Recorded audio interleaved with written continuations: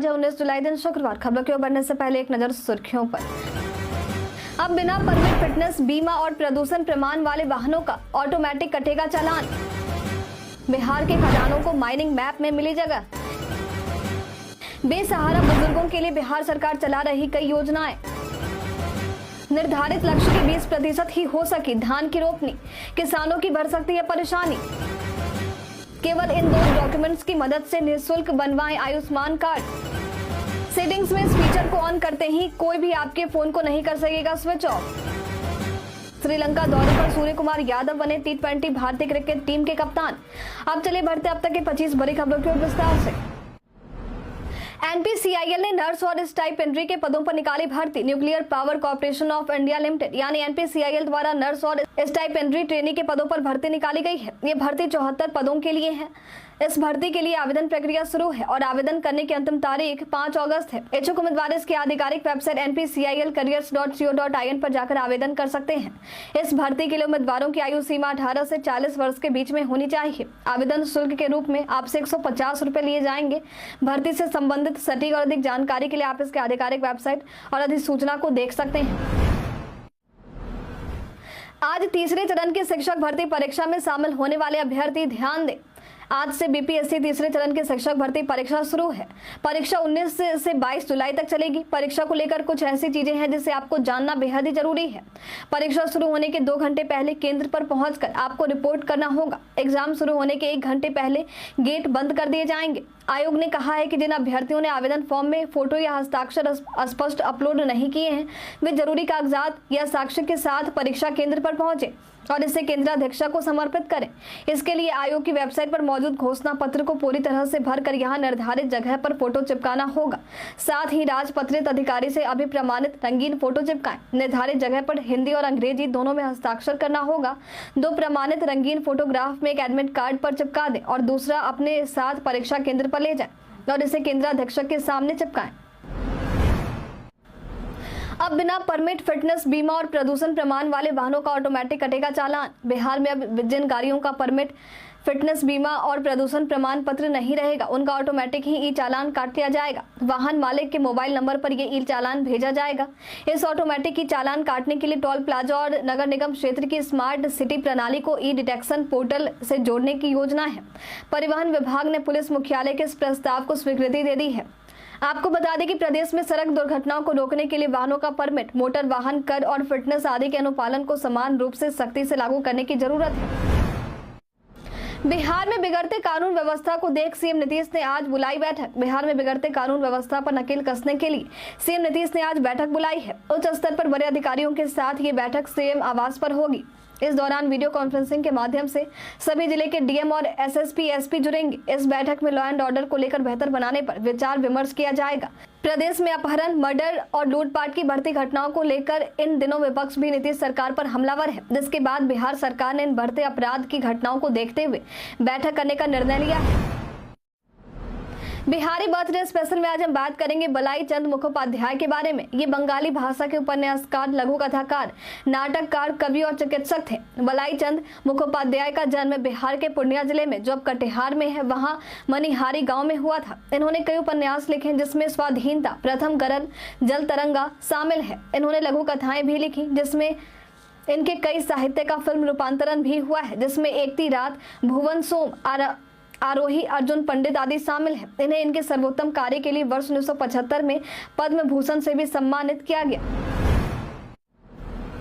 BPSC TRE 1 के supplementary result का अभ्यर्थियों के पक्ष में आया फैसला। पटना हाई कोर्ट ने BPSC TRE 1 के सप्लीमेंट्री रिजल्ट को लेकर अभ्यर्थियों के पक्ष में फैसला सुनाते हुए विभाग को जल्द से जल्द सप्लीमेंट्री रिजल्ट जारी करने का आदेश दिया है। अभ्यर्थियों को भी अदालत के फैसले से बड़ी राहत मिली है। आपको बता दें कि शिक्षक भर्ती परीक्षा के पहले चरण में जब सप्लीमेंट्री रिजल्ट जारी हुआ था, तब 2773 उम्मीदवार पास किए थे, जबकि वैकेंसी 4797 सीटों पर थी। आयोग ने उसके बाद कहा था कि अब खाली बची सीटों को दूसरे चरण के शिक्षक भर्ती परीक्षा में जोड़ दिया जाएगा। अब बचे हुए इन सीटों के लिए सप्लीमेंट्री रिजल्ट जारी नहीं किया जाएगा।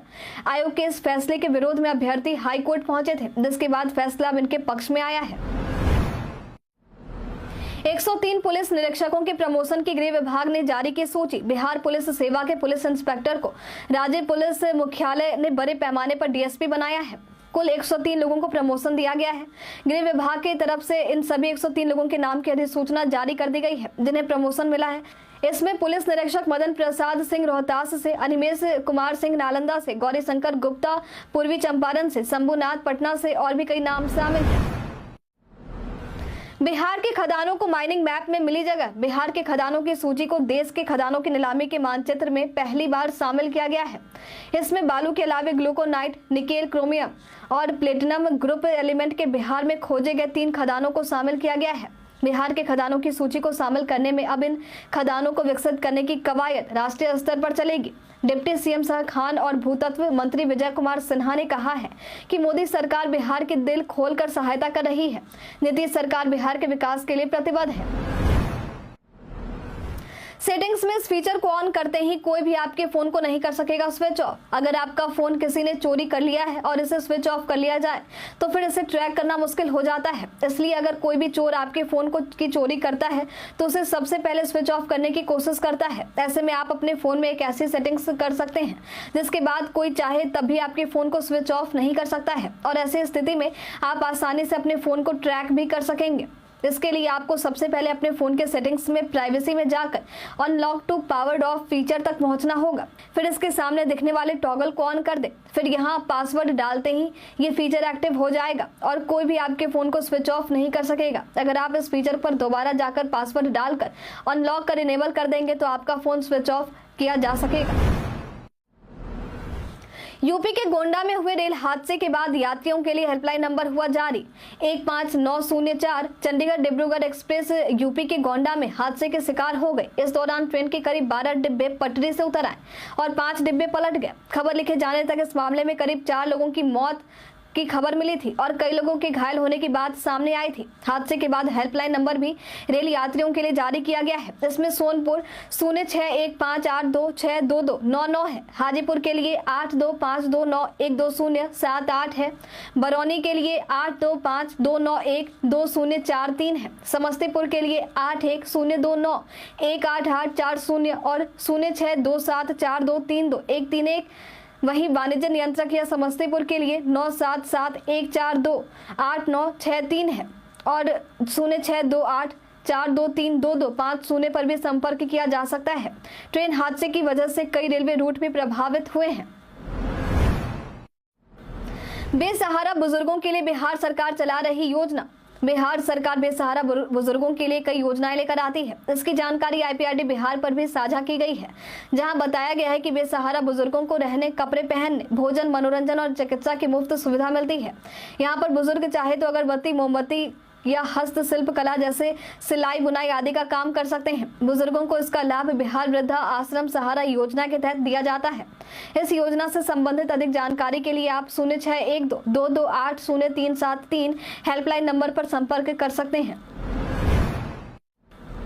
एडीजी जीएस गंगवार ने बताया बिहार पहला राज्य जहां मर्डर मामले में 92% चार्जशीट। बिहार पुलिस मुख्यालय एडीजी जीएस गंगवार ने जानकारी दी है कि कोरोना काल को छोड़कर 24 वर्षों में मर्डर की घटनाओं में कमी आई है। साल 2023 में सबसे कम मर्डर का मामला सामने आया है। आगे एडीजी जीएस गंगवार ने प्रेस वार्ता को संबोधित करते हुए कहा, प्रति लाख जनसंख्या के आधार पर मर्डर का दर आंका गया है। इस दौरान ये भी बताया गया है कि अधिकांश मर्डर की घटना पर्सनल दुश्मनी, जमीन विवाद, लव अफेयर और अवैध संबंध में भी सामने आते हैं।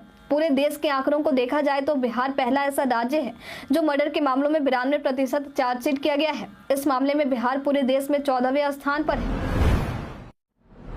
निर्धारित लक्ष्य के 20% ही हो सकी धान की रोपनी, किसानों की बढ़ सकती है परेशानी। इस बार बिहार में धान उत्पादन के लिए 36 लाख हेक्टेयर का लक्ष्य रखा गया था, लेकिन जुलाई का आधा महीना बीत चुका है, तब भी धान की रोपनी लक्ष्य के महज 20% की ही हो पाई है। आपको बता दें कि जुलाई धान की रोपनी के लिए सबसे बेहतर माना जाता है। हालांकि बीते 2-3 दिनों से बारिश में भी कमी आई है। प्रदेश के 13 जिलों में करीब 20 से 40% तक कम बारिश हुई है।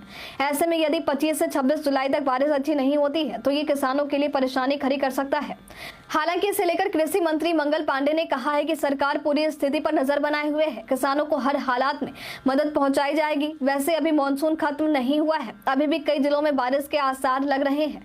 फिर भी अपनी तरफ से हम लोग परिस्थिति पर नजर बनाते हुए अधिकारियों के संपर्क में हैं। केवल इन 2 डॉक्यूमेंट्स की मदद से निःशुल्क बनवाए आयुष्मान कार्ड। आप अपना निःशुल्क आयुष्मान कार्ड बनवा सकते हैं। इससे संबंधित जानकारी IPRD बिहार ने साझा की है। इसे बनवाने पर आपको 5 लाख रुपए तक का मुफ्त इलाज प्रतिवर्ष मिलता है। इसे बनवाने के लिए आपके पास आधार कार्ड और राशन कार्ड होना जरूरी है। इसे बनवाने के लिए आपको अपने जन वितरण प्रणाली दुकानदार से संपर्क करना होगा या https://beneficiary.nha.gov.in वेबसाइट पर जाना होगा। अधिक जानकारी के लिए आप टोल फ्री नंबर 104 पर कॉल कर सकते हैं। इन मुद्दों पर बिहार विधानसभा के स्पीकर ने की हाई लेवल मीटिंग। सुरक्षा, ट्रैफिक व्यवस्था, चिकित्सा, सफाई, पार्किंग सहित अन्य और भी कई व्यवस्था को सुचारू रूप से चलाने के उद्देश्य से उच्च स्तरीय बैठक हुई।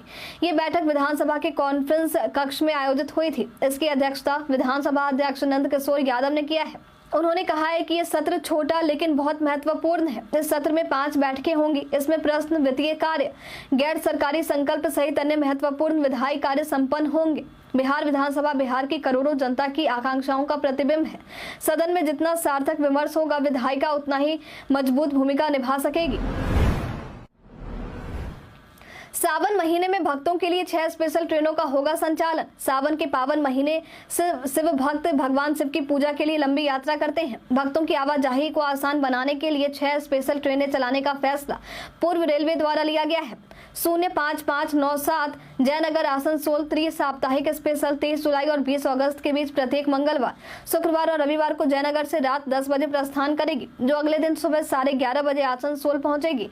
और 05598 आसनसोल जयनगर त्रि-साप्ताहिक स्पेशल 24 जुलाई और 21 अगस्त के बीच प्रत्येक बुधवार, शनिवार और सोमवार को आसनसोल से दोपहर 1 बजे रवाना होगी, जो अगले दिन सुबह 4:20 पर जयनगर पहुंचेगी। बिहार के जिलों में बारिश की है संभावना। बिहार में कई जगहों पर उमस भरी गर्मी से लोग परेशान हैं।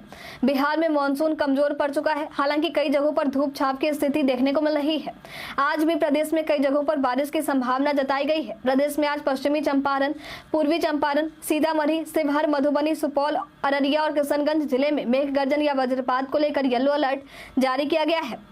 आज प्रदेश में अधिकतम तापमान 36 से 38 डिग्री और न्यूनतम तापमान 28 से 30 डिग्री रहने की संभावना जताई गई है। लंबित आपराधिक मुकदमों के मामले की पटना हाईकोर्ट में होगी सुनवाई। 2 अगस्त 2024 को पटना हाईकोर्ट में पिछले 2 दशकों से राज्य के निचली अदालतों में बड़ी संख्या में लंबित आपराधिक मुकदमों के मामले पर सुनवाई होगी। कौशिक रंजन की इस जनहित याचिका पर चीफ जस्टिस KV चंद्रन की खंडपीठ द्वारा सुनवाई की जा रही है। इस जनहित याचिका के संबंध में कौशिक रंजन के अधिवक्ता समाज सिन्हा ने जानकारी दी कि बड़ी संख्या में राज्य के विभिन्न अदालतों में आपराधिक मामले लंबित पड़े हैं। ऐसे करीब 67,000 मामले हैं जिनमें पार्टियां कोई दिलचस्पी नहीं दिखा रही है। उन्हें ऐसे कैदियों को कानूनी सहायता के लिए जरूरी जानकारी और प्रशिक्षण देने की कार्रवाई शीघ्र शुरू किए जाने की संभावना है। अधिवक्ता ने यह भी बताया है कि कई मामले काफी पुराने हैं और इनमें से अधिकतर ऐसे मामले हैं जो संदर्भहीन हो चुके हैं। 2 अगस्त को इन मामलों पर अगली सुनवाई की जाएगी। बोर्ड में अच्छे अंक लाने वाले छात्रों को केंद्रीय मंत्री जीतन राम मांझी करेंगे सम्मानित। Private schools and children welfare association के तत्वाधान में होने वाले 12वें प्रतिभा सम्मान समारोह का उद्घाटन पटना के सभागार में होगा। इसका उद्घाटन 20 जुलाई को केंद्रीय मंत्री जीतन राम मांझी करेंगे। इस अवसर पर चर्चित IPS ऑफिसर विकास वैभव भी मुख्य अतिथि के रूप में उपस्थित रहने वाले हैं। इस दौरान जीतन राम मांझी और विकास वैभव छात्रों को प्रोत्साहित करने के लिए 80% या इससे अधिक अंक लाने वाले CBSE, ICSE और बिहार बोर्ड के 4000 मेधावी छात्रों को सर्टिफिकेट और मेडल देकर सम्मानित करेंगे। टेक्सटाइल इन्वेस्टर्स समिट के लिए पटना पहुंचे केंद्रीय मंत्री गिरिराज सिंह का बयान। टेक्सटाइल इन्वेस्टर्स समिट के लिए केंद्रीय टेक्सटाइल मिनिस्टर गिरिराज सिंह पटना आए। इस दौरान उन्होंने मीडिया से बातचीत करते हुए कहा कि इस इन्वेस्टर्स समिट में देश भर के टेक्सटाइल फील्ड से जुड़े उद्योगपतियों को आमंत्रित किया गया है, जिसमें बिहार में टेक्सटाइल फील्ड में बड़े स्तर पर निवेश की संभावनाएं खुलेंगी। गिरिराज सिंह ने बताया है कि बिहार टेक्सटाइल्स के फील्ड में काफी बेहतर काम कर रहा है। हम लोगों की कोशिश है कि बिहार को टेक्सटाइल्स का हब बनाया जाए। बिहार में गारमेंट्स के फील्ड में निवेश की बड़ी संभावनाएं हैं। यहाँ अगर 1 करोड़ का निवेश होता है तो 70 के करीब लोगों को रोजगार मिलता है। बिहार उद्योग विभाग और हमारे विभाग की पूरी कोशिश है बिहार में अधिक निवेश हो। राजद सांसद मनोज झा ने बिहार सरकार पर उठाए सवाल। बिहार में मुकेश सहनी के पिता के मर्डर मामले में प्रदेश के लॉ एंड ऑर्डर को लेकर काफी हंगामा हो रहा है। इस मामले में पक्ष विपक्ष दोनों एक दूसरे पर हमलावर है। अब इसी बीच बिहार में नीतीश सरकार के शासन व्यवस्था को लेकर राजद सांसद मनोज झा ने चुनौती दे दी है। लगातार हो रहे आपराधिक मामलों को लेकर उन्होंने कहा है कि समझ में नहीं आता है कि इस राज्य को कौन चला रहा है। बिहार में हो रही आपराधिक वारदातों को लेकर सीएम नीतीश भिज्ञ है या अनभिज्ञ है, ये भी नहीं जानते हैं। हर जिले में आपराधिक वारदातों की खबर आ रही है। चिंता का विषय है कि उनकी होती वारदातें रुक क्यों नहीं रही हैं। तब सवाल उठता है कि राज्य कौन चला रहा है। बीजेपी की कार्य समिति बैठक में सम्राट चौधरी ने लालू प्रसाद यादव पर साधा निशाना। बीते दिन पटना के एसके मेमोरियल हॉल में बीजेपी के प्रदेश कार्य समिति की बैठक आयोजित हुई। इस बैठक में केंद्रीय मंत्री नित्यानंद राय, सम्राट चौधरी, विजय कुमार सिन्हा समेत और भी कई बड़े नेता मौजूद थे। इस बैठक में सम्राट चौधरी ने लालू यादव पर जमकर हमला बोला है। उन्होंने कहा कि राज्य में अपराधियों का नेतृत्व करने वाला सिर्फ एक ही नेता है। इस दौरान सम्राट चौधरी ने लालू प्रसाद यादव का नाम लिया। आगे उन्होंने कहा कि बिहार में आगे कोई अपराध होता है, अगर कोई अपराध होता है तो उसे 24 से 48 घंटे में सुलझा लिया जाता है। श्रीलंका दौरे पर सूर्य कुमार यादव बने T20 भारतीय क्रिकेट टीम के कप्तान। भारतीय क्रिकेट टीम का ऐलान श्रीलंका दौरे के लिए हो चुका है। इसमें T20 टीम का कप्तान सूर्य कुमार यादव को बनाया गया है। पहले भी हार्दिक पांड्या और सूर्य कुमार यादव के नाम की चर्चा थी। हालांकि अब आधिकारिक तौर पर सूर्य कुमार यादव के नाम की घोषणा हो चुकी है। इससे पहले भारतीय टीम जिम्बाब्वे दौरे पर गई थी, जहां भारतीय टीम के कप्तान की कमान शुभमन गिल को सौंपी गई थी। सूर्य कुमार यादव के कप्तान बनने पर आपकी क्या राय है, हमें कमेंट में लिखकर जरूर बताएं। कई कारणों से दर्ज है भारत के इतिहास में आज की तारीख। आज के दिन वर्ष 1827 में भारतीय स्वतंत्रता संग्राम सेनानी मंगल पांडे का जन्म हुआ था। आज के दिन वर्ष 1969 में भारत सरकार ने देश के 14 बड़े बैंकों का राष्ट्रीयकरण किया था। आज के दिन वर्ष 1974 में क्रांतिकारी उधम सिंह की अस्थियों को लंदन से नई दिल्ली लाया गया था। आज के दिन वर्ष 1956 में भारतीय कानूनी सलाहकार जिया मोदी का जन्म हुआ था। आज के दिन अल्तमस कबीर का जन्म हुआ था। ये भारत के 39वें मुख्य न्यायाधीश थे। आज की वायरल खबर में हम बात करेंगे वेटिंग टिकट वाले रेलवे यात्रियों को लेकर वायरल हो रहे इस खबर के बारे में। सोशल मीडिया पर वेटिंग टिकट वाले रेलवे पैसेंजर को लेकर एक अफवाह फैल रही है, जहां दावा किया जा रहा है कि रेलवे के नए नियम के मुताबिक अब वेटिंग लिस्ट वाले पैसेंजर ट्रेन से यात्रा नहीं कर सकेंगे। लेकिन आपको बता दें कि यह दावा पूरी तरह से भ्रामक और झूठी है। इस तरह की वायरल खबरों पर विश्वास करने से बचे। वेटिंग लिस्ट वाले पैसेंजर का टिकट ई टिकट के केस में ऑटोमेटिकली ही कैंसिल हो जाता है। वहीं काउंटर वेट लिस्ट टिकट लेकर सामान्य कोच में ही यात्री कर सकते हैं। आरक्षित कोच में यात्रा नहीं की जा सकती है। पीआईबी फैक्ट चेक ने भी इस जानकारी को साझा किया है। हम प्रतिदिन आपसे 5 ऐसे जरूरी सवाल पूछेंगे और उसका जवाब बताएंगे, जो कि बिहार पुलिस, बीपीएससी, दरोगा समेत एसएससी जैसे अन्य प्रतियोगी परीक्षाओं में काम आएंगे। सवाल इतिहास, बिहार स्पेशल, विज्ञान, करंट अफेयर्स और भूगोल से रहेंगे। पूछे गए 5 सवालों में आपने कितना सही उत्तर दिया, ये हमें कॉमेंट में लिखकर जरूर बताएं। तो हमारा पहला सवाल है, चीनी यात्री ह्वेनसांग ने 625 ईस्वी से 640 ईस्वी तक किस विश्वविद्यालय में अध्ययन किया था? ऑप्शन ए है विक्रमशिला विश्वविद्यालय, ऑप्शन बी है उदंतपुरी विश्वविद्यालय, ऑप्शन सी है तक्षशिला विश्वविद्यालय, ऑप्शन डी है नालंदा विश्वविद्यालय। इसका सही उत्तर है नालंदा विश्वविद्यालय। विक्रमशिला विश्वविद्यालय कहाँ स्थित है? ऑप्शन ए है नालंदा, ऑप्शन बी है मुंगेर, ऑप्शन सी है भागलपुर, ऑप्शन डी है पटना। इसका सही उत्तर है भागलपुर। भारतीय स्वतंत्रता आंदोलन के संदर्भ में कौन सी घटना 14 जून 1945 को घटित हुई थी? ऑप्शन ए कैबिनेट मिशन प्लान पेश किया गया, ऑप्शन बी है वेवेल प्लान प्रस्तुत किया गया, ऑप्शन बी है लॉर्ड माउंटबेटन प्लान प्रस्तुत किया गया, ऑप्शन डी है अंतरिम सरकार की स्थापना की गई। इसका सही उत्तर है वेवेल प्लान प्रस्तुत किया गया। बंगाल के नवाब सिराजुद्दौला ने कलकत्ता की ब्रिटिश फैक्ट्री पर कब आक्रमण किया? ऑप्शन ए 1753, ऑप्शन बी है 1756, ऑप्शन सी है 1759, ऑप्शन डी है 1760। इसका सही उत्तर है 1756। भूदान योजना की शुरुआत किसने की थी? Option A Acharya Narendra Dev, option B Acharya Vinoba Bhave, option सी है राज नारायण, ऑप्शन डी है मेधा पाटेकर। इसका सही उत्तर है आचार्य विनोबा भावे। बीते दिन हमारे द्वारा पूछे गए सवाल का आप लोगों में से बहुत सारे लोगों ने अपना जवाब हमें हमारे कमेंट सेक्शन बॉक्स में लिख कर दिया। जिन्होंने हमारे द्वारा पूछे गए सवाल का जवाब देने के नाम है मोतीलाल कुमार, अनवर करीम खान, विनय कुमार, राजकिशोर महतो, राजीव कुमार, पूनम लता, गोनर शर्मा, अतीक खान, रत्नेश कुमार, चिंटू प्रसाद, आदित्य राज, दीपक कुमार, शिवानी, पिंटू कुमार। इसके साथ ही बढ़ते आज के सवाल की ओर। आज का सवाल है, बिहार में आपराधिक मामले पर उठ रहे सवाल को लेकर आप क्या कहना चाहेंगे, हमें कमेंट में लिखकर जरूर बताएं। आज के लिए इतना ही। बिहार के तमाम खबरों के साथ बने रहने के लिए देखते रहे बिहारी न्यूज, और साथ ही अगर आप यूट्यूब से देख रहे हैं तो